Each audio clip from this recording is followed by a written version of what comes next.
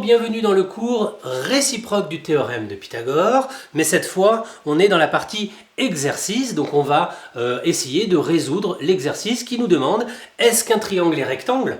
Puisque ici, je rappelle, la réciproque du théorème de Pythagore sert à démontrer que le triangle est rectangle. On n'est pas dans le théorème de Pythagore, où on a deux longueurs, il faut en trouver une troisième. Ici, on nous donne forcément les trois, et c'est à nous de vérifier si le triangle, il est rectangle ou pas. Allez, allons-y. On a un triangle, donc c'est bien ça, j'ai bien les trois longueurs, et on me demande est-ce que le triangle est rectangle. Donc moi, j'ai toujours un petit peu de mal avec la représentation spatiale, donc moi, je fais des dessins. Voilà. Donc on a, est-ce que je me suis trompé, EF qui fait 5, le deuxième EG qui fait 12 et le troisième FG qui fait 13. Donc on a bien les bonnes longueurs qui sont positionnées dessus. Attention, j'ai mis un point d'interrogation, c'est important ici, puisque je ne sais pas s'il est rectangle ou pas. Après, si jamais il est rectangle, ça ne peut être que là. Pourquoi ça peut être que là? Parce que en face, j'ai le côté le plus grand. Donc si il est rectangle, c'est forcément ici. Allez, c'est parti, on commence notre rédaction. Donc je vais devoir faire ce côté au carré plus ce côté au carré. On y va. Donc j'ai EF au carré plus FG au carré. Je rappelle, 5 au carré, c'est pas 5 fois 2, 10. Non, c'est 5 fois 5. Pareil ici, 12 au carré, c'est pas 12 fois 2, 24. Non, c'est 12 fois 12. Je trouve 169. D'autre part, ce côté-là au carré. Donc on y va. Ah bah tiens, j'ai de la chance. Le premier, ça fait 169. Le deuxième, ça fait 169. Du coup, j'ai bien EF au carré plus EG au carré qui est égal à FG au carré.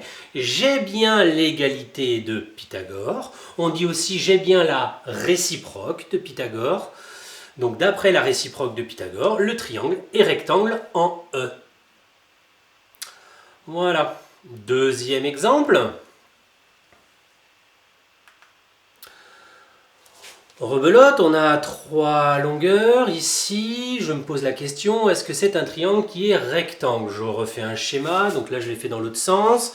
J'ai mis un angle droit ici avec un point d'interrogation parce que si jamais il y a un angle droit, c'est forcément ici, puisque en face, j'ai le côté le plus grand, 11. Donc ça pourra pas être là parce que 7 ne peut pas être l'hypoténuse, ça ne peut pas être là parce que 9 ne peut pas être l'hypoténuse. Donc si jamais il y a une hypoténuse, je ne dis pas qu'il y en a une, mais s'il y en a une, ça ne peut être que 11.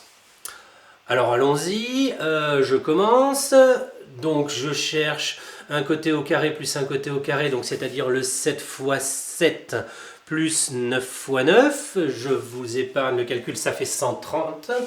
Et de l'autre côté, j'ai ici IJ au carré, et je vois que IJ carré, c'est... Ah bah zut. D'un côté j'ai 130, de l'autre côté j'ai 121. Je n'ai pas l'égalité, donc je le marque là, je n'ai pas l'égalité. Et si je n'ai pas l'égalité, je n'ai pas l'égalité de Pythagore, je ne peux pas appliquer la réciproque du théorème de Pythagore, j'ai pas l'égalité, donc le triangle n'est pas rectangle. Voilà. Donc deux cas de figure où j'ai l'égalité et dans ce cas-là, je peux en conclure que le triangle est rectangle. Si je n'ai pas l'égalité, je ne peux pas conclure que le triangle est rectangle. Et je peux même conclure qu'il ne l'est pas, et ça c'est sûr. Voilà. Moi je vous dis bon courage, bonne continuation, et à bientôt.